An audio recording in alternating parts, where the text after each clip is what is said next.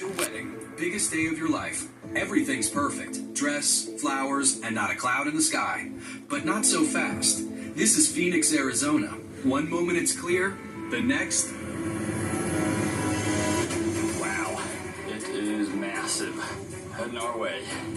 It's a haboob, a dust storm. During the thunderstorm season, which is like July, August, September, you get these powerful thunderstorms with very intense updrafts. And then that updraft cools. Rain cools that updraft. It becomes a very fast downdraft. So it hits the earth and then spreads out in all directions. When those things collapse, they come down on loose sand, desert silt. So it's easy to pick up that debris and move. They can be 60 miles wide and 2 miles high. You have erratic winds inside of these things, 50, 60, 70 miles per hour. That's hurricane force winds. Plus blinding sand out there. In many cases, you have less than a quarter of a mile of visibility. In some instances, you won't even be able to see your hand in front of your face. So you can't see, but is it really a threat? Do you need to run for cover and stay there? Or can you just cover up against the dusty wind? If you live in Phoenix, you know that sandstorms can erupt at any time, even at the worst possible moment. It isn't the ordinary, but the little things are the big things. It's Jennifer and Gustavo Luna's wedding day. But before the ceremony even begins, the honeymoon's over. We were about halfway through the ceremony when I saw Gus's face just get really big and his eyes just bulged out and his mouth dropped open. Looking up and seeing this massive haboob behind her, I was like, wow, we're about to get pelted with a whole bunch of dirt right now. Now your wedding's about to get dusted. Are you going to run for cover or just cover up? Protecting your face is a good idea, but you really need to seek shelter. And there's a good reason why. Haboobs also carry bacteria, so particularly the elderly, people with respiratory problems, this is only going to exacerbate all those problems. You want to stay indoors.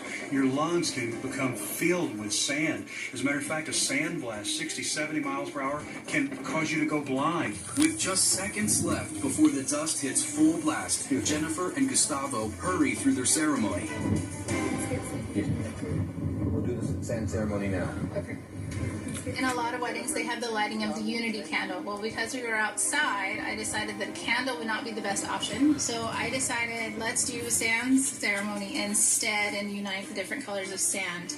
Just as these grains of sand can never be separated into the individual containers, so will your marriage be. There's like a scene in the movie The Mummy where you see all that sand coming in and the dust coming in. That's what it looked like.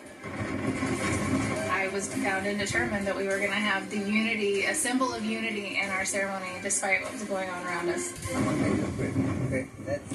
We should just get out of here. I just said, just end it, just get to the end, you know. By the authority vested in the state of Arizona, I now pronounce you husband and wife. Congratulations, you may kiss the bride. Jenny and Gus survived the wedding and the haboob.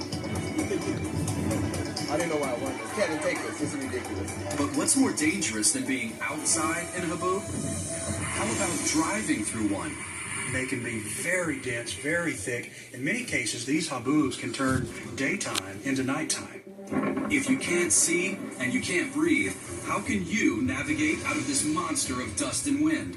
Should you, A, just pull off the road and find shelter? Or B, slow down and turn on your hazards? Slowing or stopping will just make you a target for other blinded drivers. There's the recipe for a disaster. A stopped car in among fast-moving cars. There's the collisions, and collisions at those kinds of velocities are going to end up with fatalities. So if your safety is important to you, you'll choose A, pull off that crowded road and find shelter. The 2 or 3 hours you spend waiting out the storm could save your life. Pull into an area where you believe you're safe. Honk your horn a few times in case cars are around. They'll know you're there, and wait until the haboob passes. If you want to avoid the worst a dust storm has to offer, remember, if you're driving, pull off the highway and wait out the storm. Honk your horn so other drivers know you're there. And if you're outside, cover up and get inside as quickly as possible. Following these tips will decrease the chances of a sudden storm raining sand on your parade.